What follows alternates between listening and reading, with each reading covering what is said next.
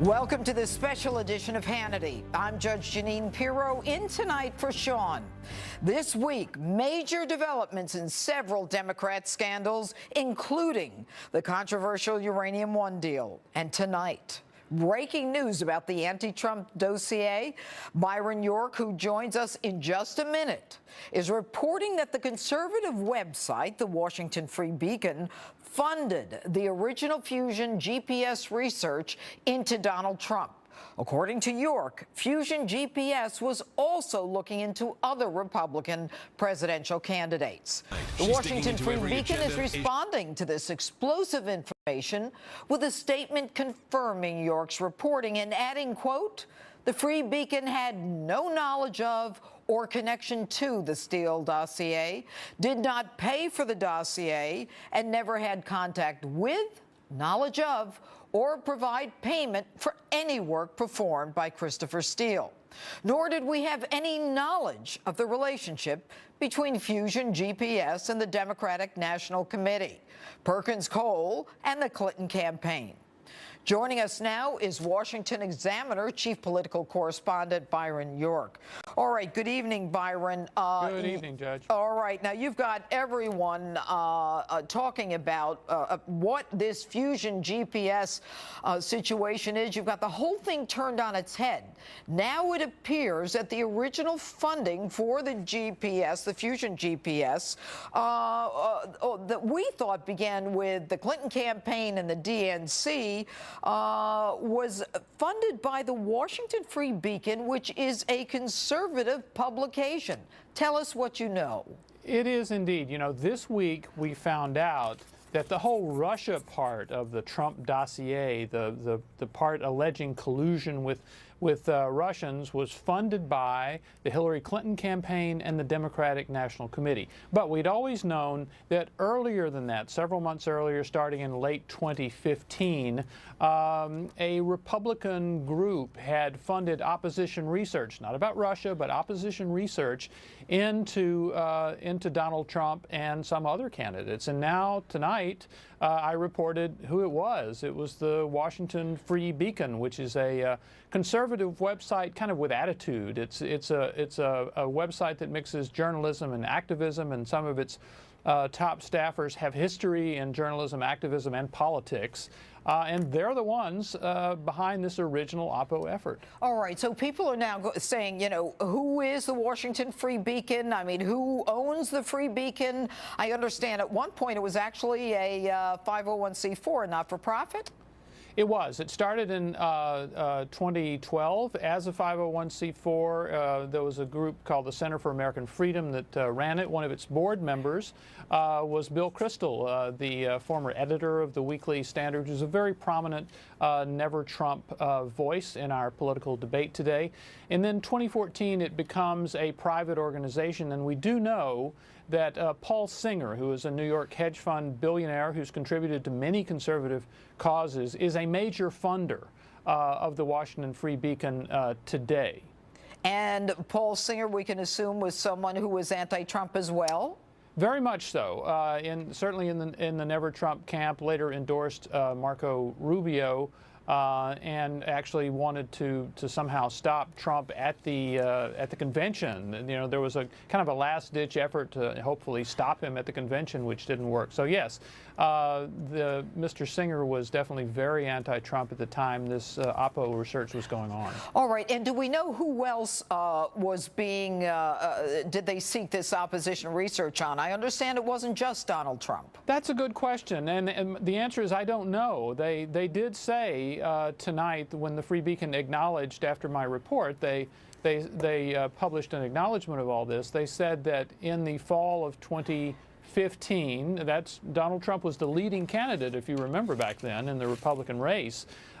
In the fall of 2015, they started this Oppo research project with Fusion GPS, looking into what they called multiple Republican candidates, including Donald Trump. So unclear who those other ones are right now. And as you know, going forward, I mean, the Washington Free Beacon has said, you know, we basically did not do any of this stuff based upon a request by individuals. Are they saying who the individuals are? Well, look, a lot of people, there had been gossip that this was a Paul Singer operation, and people had said that he was the one who was behind all this. And I think what the Free Beacon is saying is that Singer is a major funder, but that the Free Beacon has in the past used, employed, retained Oppo research firms in its work, and that this was something like that. Now, I got to say, this is not standard journalistic practice. I mean, you go to places like the Washington Examiner or Washington Post or any other organization, and they don't go around hiring Politico Oppo research firms to do work for them. So this is an unusual situation. Well, clearly, if they're investigative reporters, they wouldn't just, subcontract someone in opposition research to give them their information. But Byron, stay with us. I'm also going to ask that a few more join us. Fox News contributor Charlie Hurt and the American Conservative Union chair, Matt Schlapp. All right, gentlemen, I'll go to you first, Matt. I mean, what is your take on the information that Byron has just released this evening? Well, there's been a lot of smoke around this for a long time, and I give Byron great credit because it just seems like there is almost an access of political evil here, people who are willing to do almost anything to stop Donald Trump. And there are some familiar names involved. Bill Kristol, who we've all debated throughout the last 2 years, who is a prominent never-Trumper. Paul Singer, who's put his money where his mouth is to do everything to stop him. You know, Judge, the thing I think is interesting is how did it move from this Republican effort to stop Trump back over now to the DNC and to the Democrats through Perkins Coie, this law firm? There's a lot more here that we all need to know. Yeah, and you know, Byron, do we know anything about that? Because as I understand it, you know, the original investigation from the fall of 15 to the spring of 16, and then it's ended in terms of the funding by the Republicans or, you know, the anti-Trump people, and then it's picked up by the DNC and the Clinton campaign. Who contacted who? You know. Yeah, we do know something about this. That you're right. What we've been talking about, this effort starts in the fall of 2015, and it's a conventional Oppo research operation. It's looking at Donald Trump's casinos, his businesses, charges that he did this or that bad thing. So it's kind of a conventional Oppo research, and it goes on until early May. And if you remember, on May 3rd, Trump won the Indiana primary, beat Ted Cruz in that, and essentially clinched the nomination. So this effort stopped at that point. And what we do know is that after that, Glenn Simpson, who was the head of Fusion GPS, shopped the project to Democrats, and the Democratic National Committee and the Hillary Clinton campaign picked it up. And at some point after that, that's when they hire Christopher Steele, this former British spy, and that's when it turns toward Russia.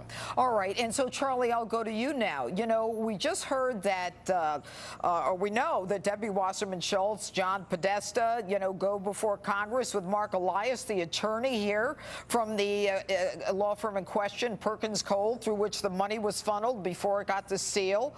And so the question is, are those two individuals at risk of having lied to Congress because they said they knew nothing about it? Well, certainly the report reveals something that a lot of us have known for a long time, and that is the incestuous nature of the way business is handled in Washington.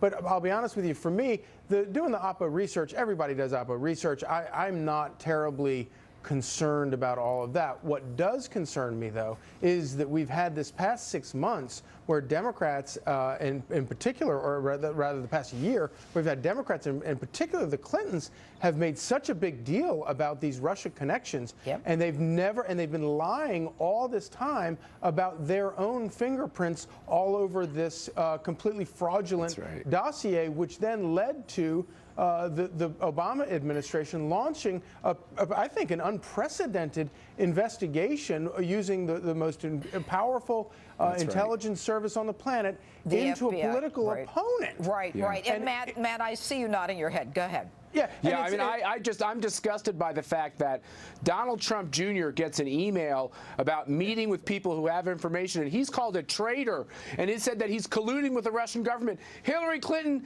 and her team went to Russia to shake down the trees with Vladimir Putin's cronies to get information, and they get away with calling it opposition research. That cannot stand. Well, and Byron, you know, you've got to.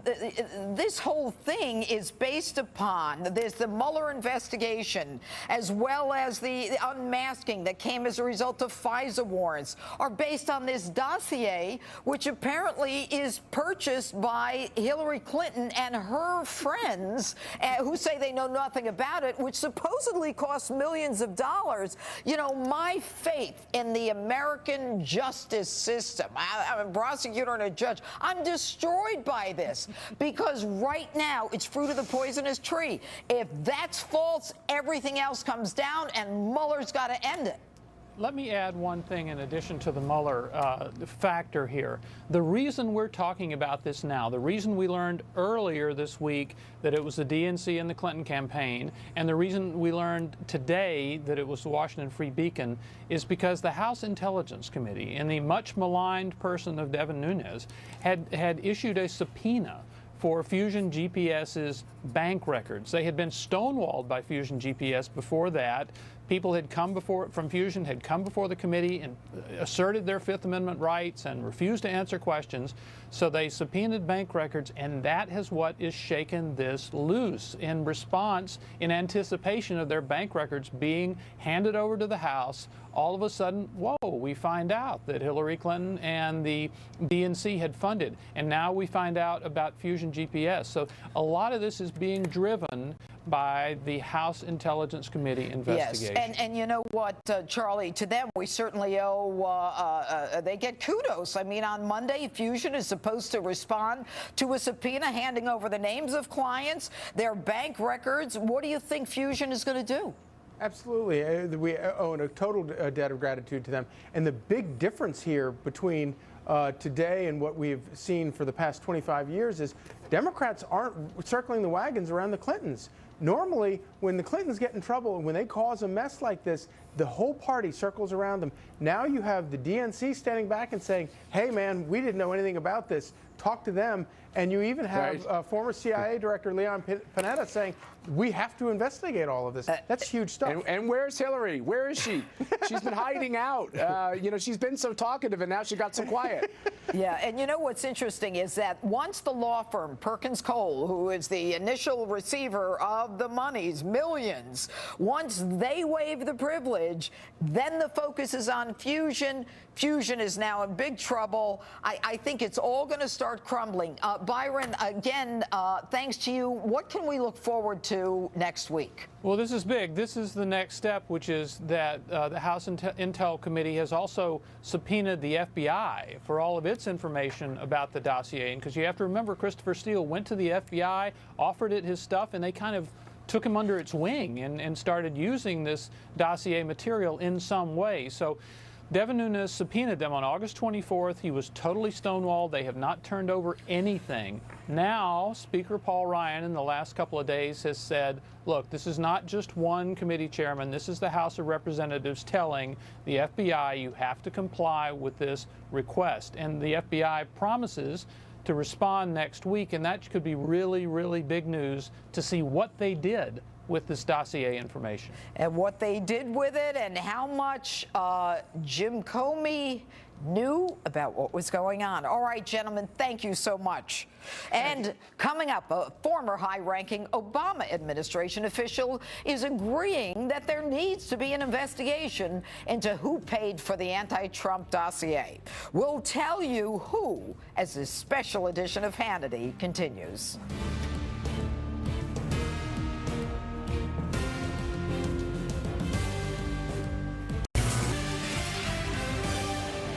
Welcome back to this special edition of Hannity.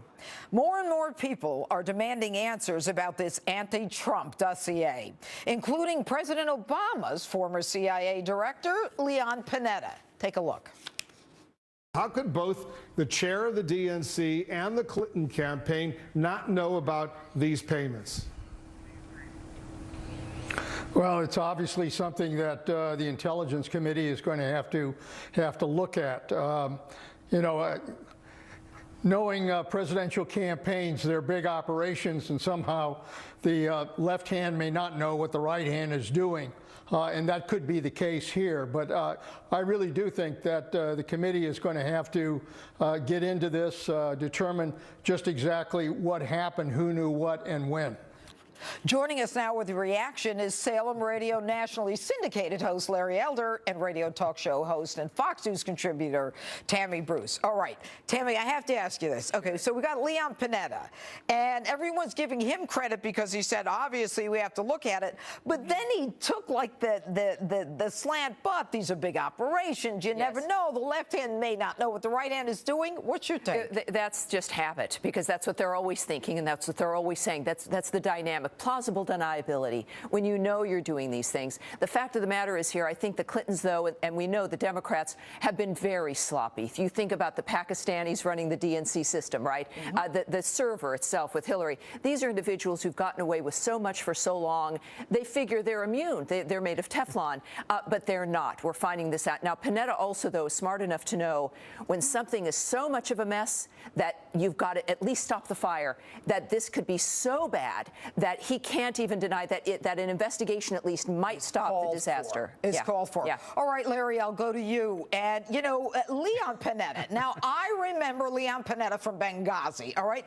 In 2013, Leon Panetta said something like, and he was drinking that Clinton Kool-Aid. We didn't have an intelligence warning. We didn't have enough time to get armed military assets to respond to Benghazi. When we were in Sigonella, we were in Northern Africa. That's when I stopped with Panetta. But what's your take on Panetta now? Well, Panetta is usually pretty reasonable, Judge. He's one of the many in Obama's national security team that wanted him to leave a stay-behind force in ISIS. And one of the retired generals, Ray Odierno, said that had there been a stay-behind force, ISIS could have been dealt with. So Leon Panetta is not a loon. But it's fascinating how nobody seemed to know who paid. Debbie Wasserman Schultz said she had no knowledge of this. John Podesta had no knowledge of it. Hillary's spokesperson had no knowledge of it. I wonder about Donna Brazile. Donna Brazile was vice chair, and as you know, she played the shenanigans and got Hillary the debate questions. I wonder what her role is. And has Hillary been asked about this, Judge? Has anybody asked Hillary about this? Yeah, well, isn't it interesting that we haven't heard from Hillary in the past few days? And you know, but she's on her book tour, Judge. She's doing a book tour. How come somebody hasn't called at her and asked her? I thought maybe she was in the woods. She's out there. She might be in the woods with that dog again. But let me ask you this. All right, if even Leon Panetta, Tammy, is now saying, yeah, maybe we ought to look at this. Does this now take away some of the steam? Shouldn't we now recognize that for all the talk for the last year about collusion and Trump and Russia, not one iota of evidence, but now it's almost like the noose is getting tighter. The evidence is becoming pretty obvious. Yeah. Real evidence. And the thing that Mr. Panetta called awkward was when Podesta in front of Congress with Mark Elias sitting next to him, who was facilitating all of this, when he said he had no idea who was paying for it, when the man who was managing it, who was his personal attorney, was the manager. So we know, and this is where you realize that this is out of the box, that the genie's out of the bottle, right, and they've got to be able to do it, and there have to be investigations, and this is where the real panic sets in, because they realize how sloppy they've been, all the doors that weren't closed, because in part, I think Larry would agree, is because they expected her to win. So they never locked the doors. They never figured it out. That's a great point. That's the thing that really is killing them. You know, Larry,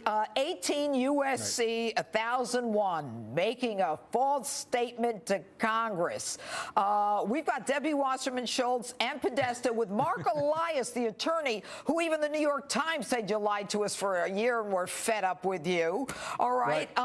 They're in big trouble right now. And it seems to me, you know, there have been calls for Mueller's resignation for the last week. I mean, some serious calls in light of this uranium deal. So what does Mueller do? Does he now start pressing for indictments so that it looks like he's doing his job?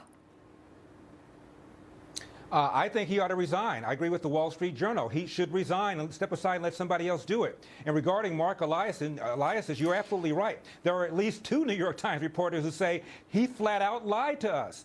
There's even some suggestion that Fusion GPS may have paid journalists to plan stories.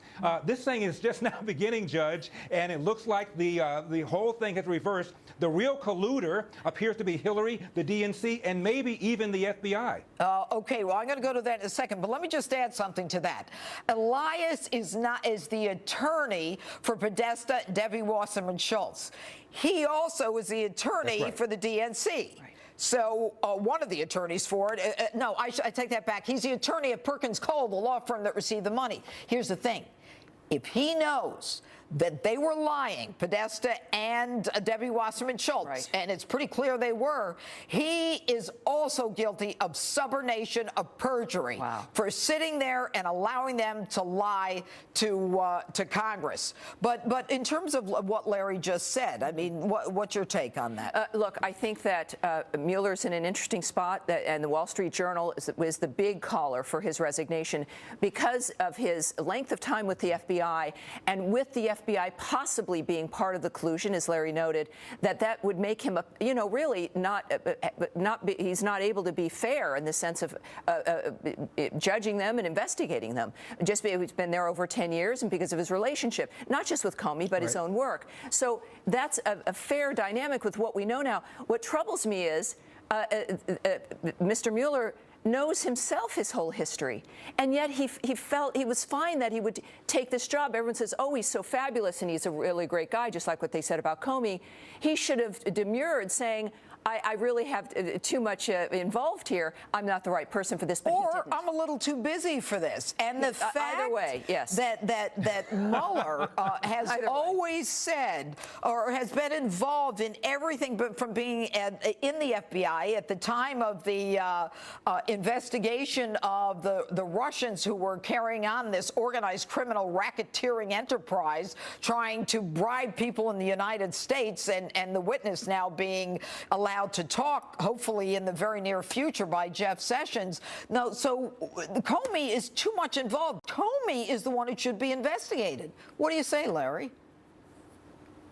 Not well, that's Comey, right. And Comey has this. Mueller has this long friendship with James Comey. This whole thing absolutely stinks. This is an outrage. It vindicates Donald Trump. It shows you that he was right when he said that he was being wiretapped at Trump Towers. Some of his aides were being wiretapped at Trump Towers. And the question is, did Mueller know that this dossier was phony, yet used it as a ruse in order to go after Donald Trump? Was it used to get a warrant to tap Donald Trump, even though the people knew when they relied on this dossier that it was full of crap? These are the kind of questions that need to be answered. And this thing is just now beginning, and again, it vindicates Donald Trump. You have to have an IQ 2 points under plant life now to still believe that there's some sort of Trump collusion going on right here. The only person who hasn't been involved in this mess is Jeff Sessions, and he's the only person who recused himself. He is the one guy who's not a part of this. Right, and I'm not sure he should have recused himself. Anyway, coming up, gotta go. Coming up, just when you thought it couldn't get any worse for Hillary Clinton, there are new developments in another one of her scandals. We'll tell you why this particular scandal isn't going away anytime soon. That and more as this special edition of Hannity continues. Oversight committees have announced that they're opening a new probe into how the FBI and DOJ handled the investigation into Clinton's private server. Also this week, Judicial Watch announced that last year, the FBI recovered 72,000 pages of Clinton email records, 40,000 of which the State Department still has to process. Joining us now is the president of Judicial Watch, Tom Fitton, and from the American Center for Law and Justice, Jordan Sekulow. All right, Tom, let me ask you, what is the latest in terms of the information that you've gotten from your subpoenas? Well, these are Freedom of Information Act requests. We've been asking for these emails for years, and they've been stonewalling the release of the information even under this new administration, the deep state's running things at the State Department, Justice Department on these Clinton emails. And as you highlighted, there are 72,000 pages of Clinton emails the FBI went and found. And these are the emails Hillary Clinton tried to delete that the FBI found or recovered. And they've only released a few of them. And at the rate they're releasing them to us now, we won't get all of them until 2020. And on top of that, there are 2,800 pages of records or documents over on Anthony Weiner's laptop that Yuma Abedin had that were also government records that are also from the Clinton email server. We don't know what's in them. Is it classified information? Is it Russia information? What was being deleted by Hillary Clinton is the big mystery. Well, you know, my take, if we've got 72,000 emails and the State Department that was asked for them by, at the time of Benghazi, how many years ago was that, in 2012, and it's taken them this long, I have an idea. Let's defund Mueller and his special counsel and use that money to get people to start releasing those State Department emails. And you know, Jordan, what say you about this? Well, I think that I am encouraged that Congress is now looking at this, Judge, put with a new lens in a couple different ways. One, when it comes to the new investigations under how the FBI handled this whole really investigation, they never wanted to call it that, matter, I guess, into Hillary Clinton, why they were so public and kept telling Congress and giving them updates about Hillary Clinton, and then made the ultimate call not to prosecute instead of deferring to the Department of Justice, the normal course of action. And then also, you know, Trey Gowdy, who chairs Oversight Committee, wants to bring Jim Comey back to testify under oath. That's important. But second, and I think this ties to a FOIA that we're working on right now at ACLJ, is that the FBI, we now know, was part of, had inked a deal, it appears, with Christopher Steele to continue the opposition research that Hillary Clinton's campaign was paying for through Fusion GPS. We want to know how far along the FBI went. So we've filed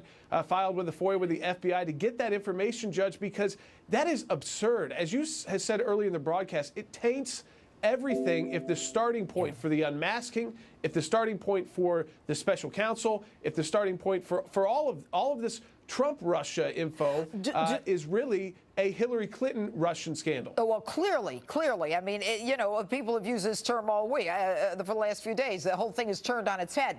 But, Tom, $50,000, I believe, is gone from the FBI to Christopher Steele. How do they justify that? And is that the correct amount? Oh, we don't know, and we've asked for the documents, too. In fact, we're already in federal court on it. And the Justice Department FBI have told us they can't confirm or deny whether any documents exist about the dossier or payments related to it. So this is where we stand. Everyone's just talking about the FBI's relationship with Christopher Steele, but the FBI doesn't want to say anything about it. And now they're going to turn over some documents to Congress. We wonder if they're going to update the court as to whether they still believe they can credibly say they can't confirm or deny whether documents exist.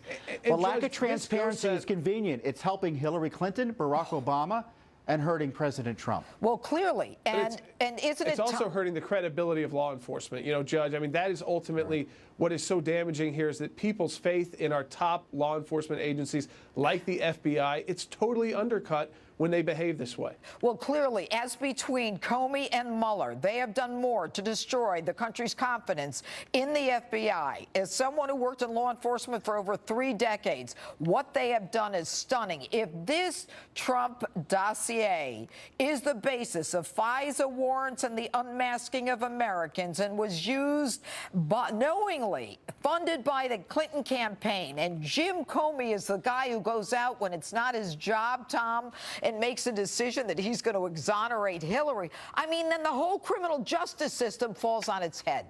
You know, the Clinton campaign and the DNC have their problems with the dossier, but to the extent the FBI and Justice Department use this dossier as a pretext to spy on President Trump's team or President Trump himself, this is much more significant government scandal in terms of the Obama administration, the Justice Department, and the FBI than, frankly, anything Hillary Clinton did.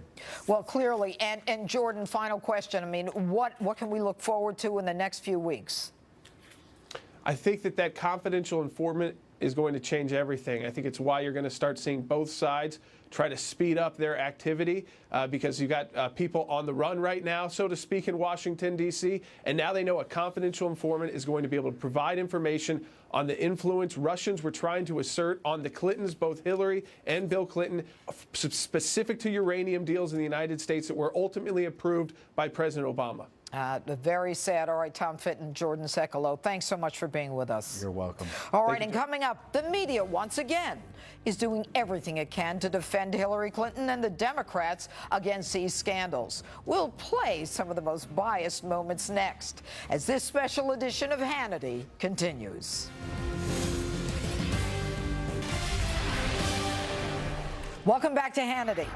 With the Clintons and other prominent Democrats now embroiled in their own Russia scandals, the left's most faithful ally, the mainstream media, is providing plenty of cover for their comrades. For example, take a look at some of these egregious attempts to defend, deflect, and even blame Fox News for the current Russia troubles of the left. Take a look. Look over there! The Trump administration trying to divert attention away from the Mueller investigation by pinning the Russia problem on Hillary and Bill Clinton. Remember, I mean, this whole uranium thing comes from Fox News. This is a story that has been pushed in recent weeks by Fox News, even though it was settled in 2015. I mean, it's an old story. So this is just a counter-narrative, and it has been pushed by Fox, and it has therefore also been embraced by the White House. It's a claim that's been debunked for years. Note that giant false graphic on Snopes.com. If you turn on Fox or you look at Breitbart or any of these, you would think that Loretta Lynch and Eric Holder were the ones that hacked the election, that helped steer it towards Russia. It is absolutely absurd. The Trump dossier is back in the news along with lots of hype. So let's clear up fact from fiction. We knew the dossier was funded by Trump opponents in both parties. The big question is whether it was true. When there's opposition research, the candidate rarely knows. Certainly the campaign chairman would know, but the campaign manager usually would. Joining us now, Turning Point USA founder Charlie Kirk and Fox News contributor and former Clinton pollster Doug Schoen.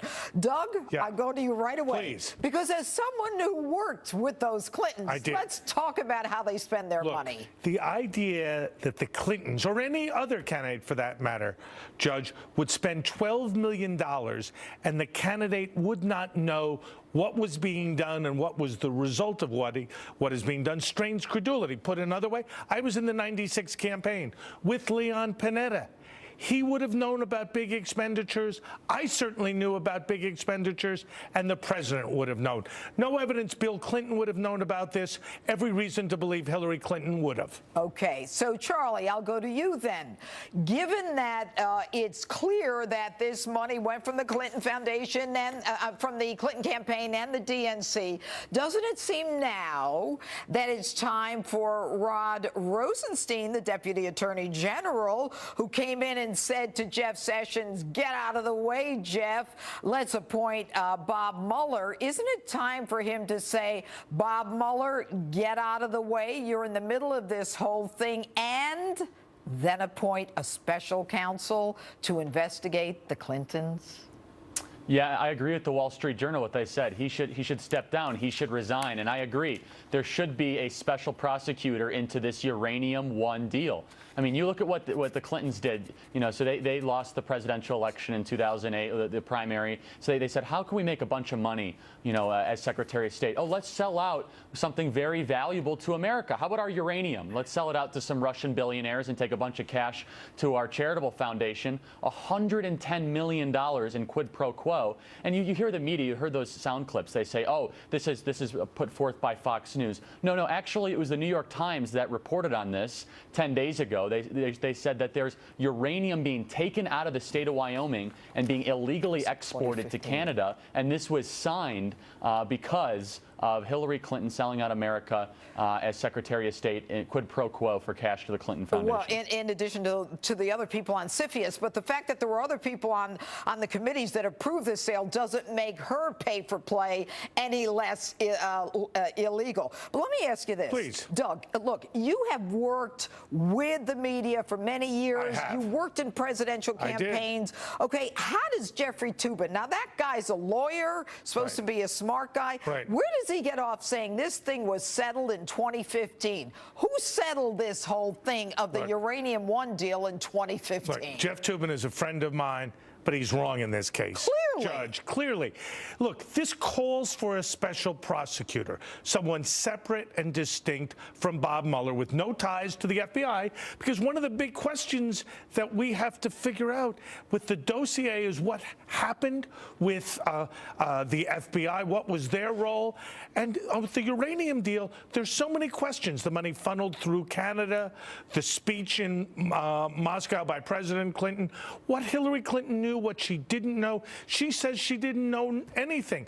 Let's do an investigation. I was all for the Russia investigation. I'm a Democrat, but I'm also for doing an investigation of the uranium deal. Well, then let me ask you this. If you were all for the Russian investigation, after 11 months of nothing, they announced we don't have anything, but we're still looking. Time to shut it down. Well, I don't think it's time to shut it down. Why? What did they come up with? Well, we don't know. We are still looking at General Flynn and Paul Manafort, and my reaction is let's see what happens with those two individuals and see where it leads. We know Flynn was working with the Russians. Okay, well, but you know what? Honestly, Charlie Kirk, I mean, DOJ could have handled Manafort and Flynn. There didn't need to be a special prosecutor. And Rosenstein, I question his motives. What say you? Yeah, and he was the one that originally actually advised Attorney General Sessions to recuse himself. So it's important to note that. But you look at the bigger picture here and what the media is trying to paint. What I think is so disturbing is they say Donald Trump Jr. takes one meeting a year and a half ago that resulted in nothing. He came on the front page then of Time magazine with the word traitor. They called him a traitor for nearly a month straight. He had to then testify many times in front of senators in a closed session. And now you have all these new developments that Hillary Clinton actually sold out something of value for $110 million to her foundation. She says, oh, I knew nothing about that. $110 million, really? You knew nothing about that? You look at that, the horrible discrepancy there, and Don Jr. took one meeting, and that was all they could talk about for 2 months. And they were saying, oh, it's treason. He's a traitor. I mean, the double standard is horrendous, and we need a special prosecutor to look into Hillary Clinton. And I have to tell you, Doug, do you see the double standard? What I see are issues that need to be investigated. When General Flynn goes to Russia, sits with Vladimir We're Putin, not talking about General Flynn. We're talking I'm saying about the there are issues on Clinton both campaign. sides. Well, no, I'm saying but investigate if Flynn both sides. violated the law, that's fine. We're talking about the Trumps. That they would take Donald Trump Jr., who took a meeting. I ran for office. I took a meeting with anyone who'd tell me. I'd take a meeting with the devil You didn't if he meet with said, me. I was working against you. And you lost. I know, and I never let me forget it. You did. You Trump. All right, now I trumped bad joke. Yeah, bad joke. Now I forgot the question. But listen, I mean, for here's them, the issue. Yeah. The issue is not what Donald Trump Jr. did, in my mind. It's what did the Russian lawyer who was in the room, who was coordinating with the Kremlin. Natalia Netzeslaya, whatever. I'm going to get the name wrong, but that's what I'm concerned with, what the Russians were up to. Donald Trump Jr., I don't believe, appeared to be complicit. But they're blaming Trump. Donald Trump Jr. did nothing. There's no connection. Opinion. Charlie, last word. We got to go to break. Yeah, look, it resulted in nothing, unlike the Hillary Clinton, scandal. $110 million came out of it. Big difference. Let's investigate, so it's important to draw that distinction. I think it's $145 million to that slush fund foundation. Let's investigate before we reach Thanks, guys. conclusion. Coming up, more of this special edition of Hannity right after the break.